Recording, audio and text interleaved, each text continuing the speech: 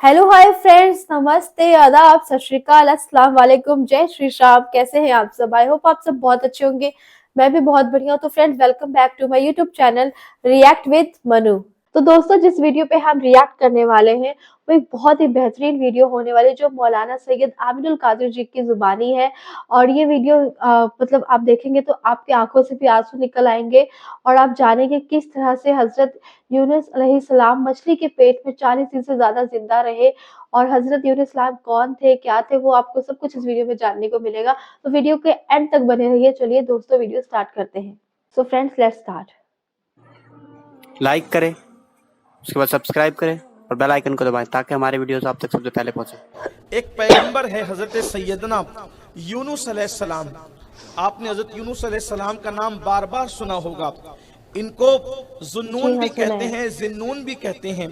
बड़े अजीम पैगंबर है और अल्लाह तबारक व ताला ने इस पैगंबर को नेनवा की सरजमीन पर जो है वो जलवगर फरमाया और मबूस फरमाया। कौम बड़ी शरीर थी और कौम जो है हजरत यूनुस अलैहिस्सलाम को सताती थी।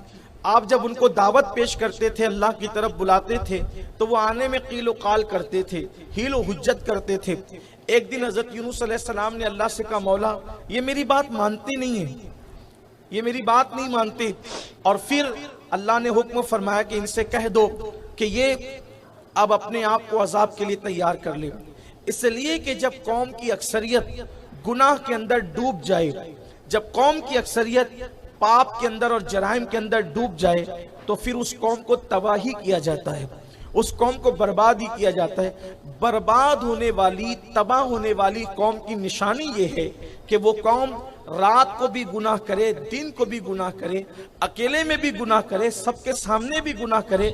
जब कौम गुनाह के अंदर डूब जाए तो फिर अल्लाह इसी कौम को सफ़े हस्ती से मिटा देता है।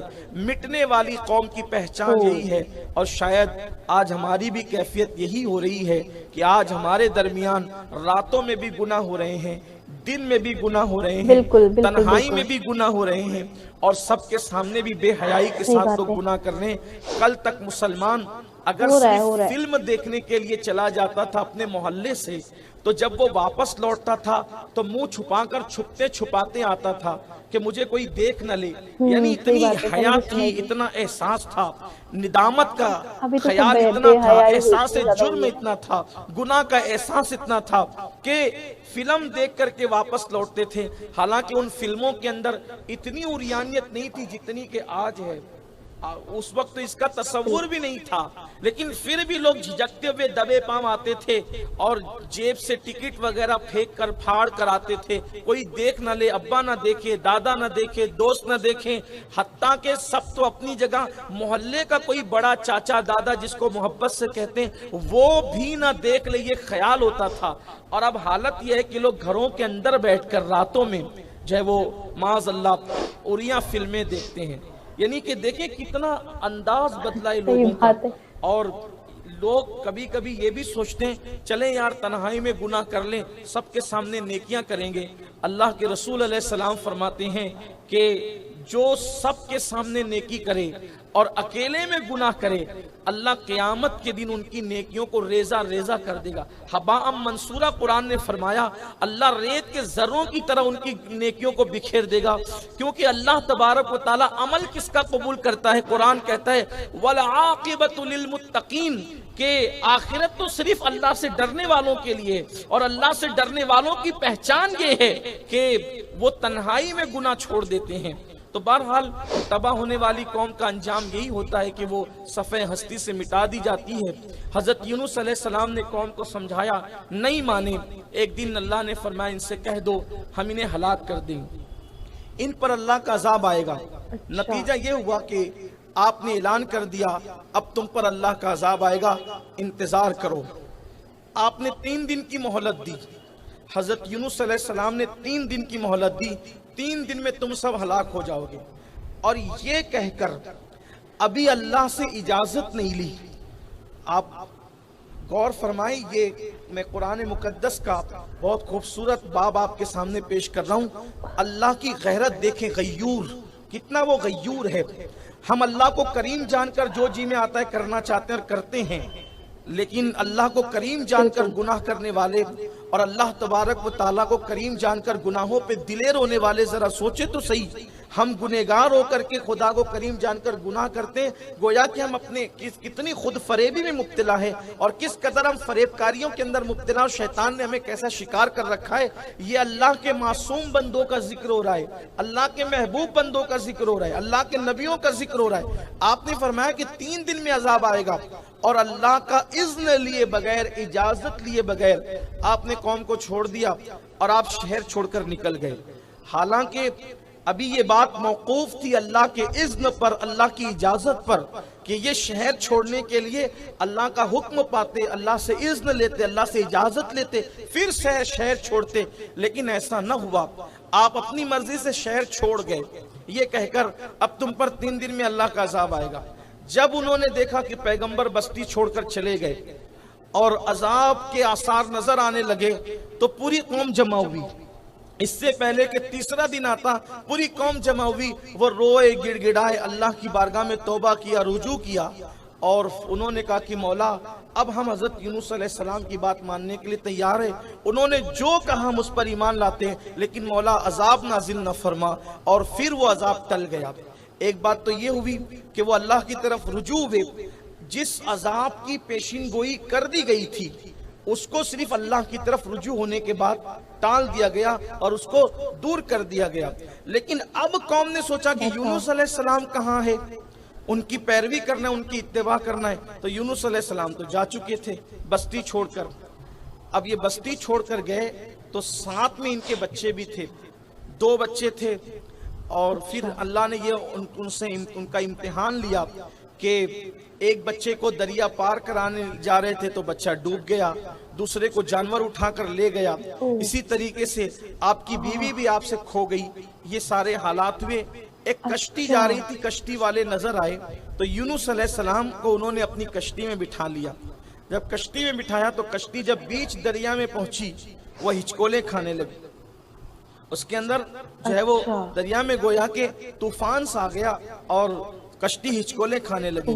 तो उस वक्त मल्लाह ने कहा कि इस कश्ती के अंदर ऐसा लगता है कि शायद कोई अपने आका का भागा हुआ गुलाम है जो आका की इजाजत के बगैर भाग रहा है, क्योंकि मेरी कश्ती उसी वक्त तो डोलती है जब कोई गुलाम अपने आका की इजाजत के बगैर भागता है।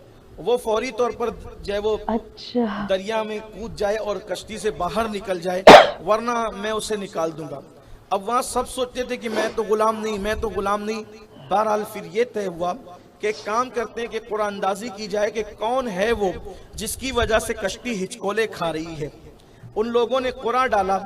पहली मर्तबा भी हजरत यूनुस अलैहिस्सलाम का नाम आया, दूसरी मर्तबा भी हजरत यूनुस अलैहिस्सलाम का नाम आया, तीसरी मर्तबा भी हजरत यूनुस अलैहिस्सलाम का नाम आया। अंदाजा करें वो लोग जिन्होंने अपनी जिंदगी में नमाजें ही छोड़ दी है, अल्लाह के घर में नहीं आते, जो हराम खाते हैं, जिन लोगों का हाल ये है कि गालियां उनकी जबानों पर है, जो जी में आता है करते हैं। अंदाजा करें अल्लाह का पैगंबर मासूम नबी जिसने पूरी जिंदगी अल्लाह की राह में लगा दी, सिर्फ एक बात हुई कि बस्ती छोड़ने के लिए अल्लाह से इजाजत नहीं ली तो अल्लाह ताला ने किस इम्तिहान में उनको मुब्तला फरमाया। सिर्फ एक बात की इजाजत नहीं ली अल्लाह से। आखिर हम तो सारे काम अल्लाह की मर्जी के खिलाफ करते हैं, फिर कहते हैं कि हम किस मुसीबत में, किस इम्तिहान में, किन मामलात में गिरफ्तार है। मासूमों के लिए जब ये गैरत है तो हम मुजरिमों के लिए अल्लाह की गैरत का आलम क्या होगा। तो हजरत यूनुस अलैहिस्सलाम 3 मरतबा कुरान डाला गया, 3 मरतबा कुरान अंदाजी की गई और तीनों मरतबा हजरत यूनुस अलैहिस्सलाम का नाम निकला। और फिर यूनुस अलैहिस्सलाम ने फरमाया, हाँ मैं ही अपने रब का भागा हुआ गुलाम हूँ, मैं ही अपने आका का भागा हुआ गुलाम हूँ। और फिर उन्होंने जो वो दरिया के अंदर छलांग लगा दी। दरिया में छलांग लगाना था कि यूनुस अलैहिस्सलाम जब दरिया में पहुंचे तो अल्लाह ने हुक्म दिया मछली को कि इनको अपने पेट में निगल ले, और हजरत यूनुस अलैहिस्सलाम को मछली ने अपने पेट में निगल लिया। हालांकि चूंकि नबी थे, एहतराम नबूवत भी अल्लाह ने दरिया के जानवरों को सिखाया और फरमाया कि जो मछली ने यूनुस को अपने पेट में रखा है, अब कोई दरिया का जानवर इसके बराबर न तैरा करे, क्योंकि इसके अंदर नबी मौजूद है। और जो नर मछलियां थी उनको हुक्म था कि इस मछली के करीब न जाएं, इसलिए कि इसके अंदर अल्लाह का नबी मौजूद है। और फिर हजरत यूनुस अलैहिस्सलाम तकरीबन 40 दिन तक मछली के पेट में रहे। और मछली के पेट में रहने की वजह से हड्डियां, जिस्म सब कमजोर हो गया। उस वक्त हजरत यूनुस अलैहिस्सलाम को ख्याल आया कि मछली के पेट से अब इस मुसीबत से निजात कैसे मिल सकती है। तो फिर वही बात दिल में आई, अल्लाह की तरफ रुजू करो। इसलिए कि रुजू इल्लल्लाह, अल्लाह की तरफ पलटना, रुजू करना, ये हर मुश्किल का हल है, ये हर मुसीबत का हल है, ये हर तकलीफ का हल है। और फिर ऐसे ही हुआ कि हजरत यूनुस अलैहिस्सलाम ने फिर अल्लाह की तरफ रुजू करके कहा, ला इलाहा इल्ला अंता सुब्हानका इन्नी कुन्तु मिनज़ ज़ालिमीन। ये कहना था कि अल्लाह तबारक व तआला ने हजरत यूनुस अलैहिस्सलाम को मछली के पेट से निजात अता फरमाई। तो मुसीबतों का हल अंबियाए किराम की जिंदगी हमें बता रही है कि अल्लाह की तरफ रुजू करना है, अल्लाह की तरफ पलटना है। और मुस्लिम उम्मा को इस वक्त बेपनाह जरूरत है अल्लाह की तरफ रुजू करने की। तो फ्रेंड्स, आप लोगों ने देखा कि कितना खूबसूरत वाकया था और बहुत ही खूबसूरती से बयां किया गया है कि अल्लाह जो है मतलब सारी गलतियां माफ करने वाला है, लेकिन अल्लाह की एक इजाजत के बिना हजरत यूनुस जो नबी थे, हज़रत यूनुस अलैहिस्सलाम नबी थे खुद, तो उनके साथ अल्लाह ने जो है उनकी कैसी परीक्षा ली आपने देखा। तो हम सोच सकते हैं कि हमारे साथ क्या होगा, क्योंकि हम तो किसी को मानते ही नहीं, हम ना हम किसी को जानते हैं, हम तो ट्रस्ट ही नहीं करते कि कोई गॉड है या कुछ है, कोई अल्लाह है या कोई परमात्मा है। हम तो बस सोचते हैं अरे कोई नहीं देख रहा, कोई बात नहीं, अभी तो कोई देख नहीं रहा, तो जो पाप करना है, जो गलतियाँ करनी कर लो, जब कोई देखेगा तो सामने से हाथ जोड़ लेंगे, अल्लाह को याद कर लेंगे। पर क्या ये सही है? मतलब आप दिल से पूछ के देखिए, कोई नहीं देख रहा होता लेकिन अल्लाह तो देखता है। आप मतलब जब कोई बात आती है तो आप लोग बोलते हो अल्लाह सब देख रहा है, ऊपर वाला सब देख रहा है। और जब कुछ गलती कर रहे हो तो कोई पाप कर रहे हो तो क्या भूल जाते हो कि अल्लाह सब देख रहा है, ऊपर वाला सब देख रहा है। तो भूलना नहीं चाहिए। तो आज के हमारे लोगों को, आज की जो जनरेशन है उसको बहुत ज़्यादा ज़रूरत है कि ये वीडियो, ऐसी वीडियोज़ देखें। और जो लोग, आप लोग मतलब कितने गलत काम करते हो, जाने-अनजाने बहुत सारे गलत काम करते हो, तो उन सभी को प्लीज़ स्टॉप कीजिए एंड अल्लाह में ध्यान लगाइए। अल्लाह की तरफ, या अल्लाह में अगर आप नहीं ध्यान लगाना चाहते तो जिसमें परमात्मा को आप मानते हैं, जिसमें भगवान को आप मानते हैं, उनमें ध्यान लगाइए। क्योंकि मुझे लगता है कि अगर अपने आप को नेक और पाक रखना है तो बहुत ज़रूरी है किसी डिवाइन सोल से या किसी मतलब डिवाइन एनर्जी से जुड़ने की। तो उसके लिए आपको परमात्मा को याद करना पड़ेगा, अल्लाह को याद करना पड़ेगा। और मैं बस इसी के साथ वीडियो को एंड करना चाहूँगी। और आप लोग ज़रूर बताइएगा कि आपको ये वीडियो कैसी लगी, कमेंट करके ज़रूर बताइएगा, मुझे आपके कमेंट्स का वेट रहेगा। तो अब हम मिलेंगे आपको नेक्स्ट वीडियो में, तब तक के लिए अल्लाह हाफ़िज़, दुआओं में याद रखिए। जय भारत, जय हिंद।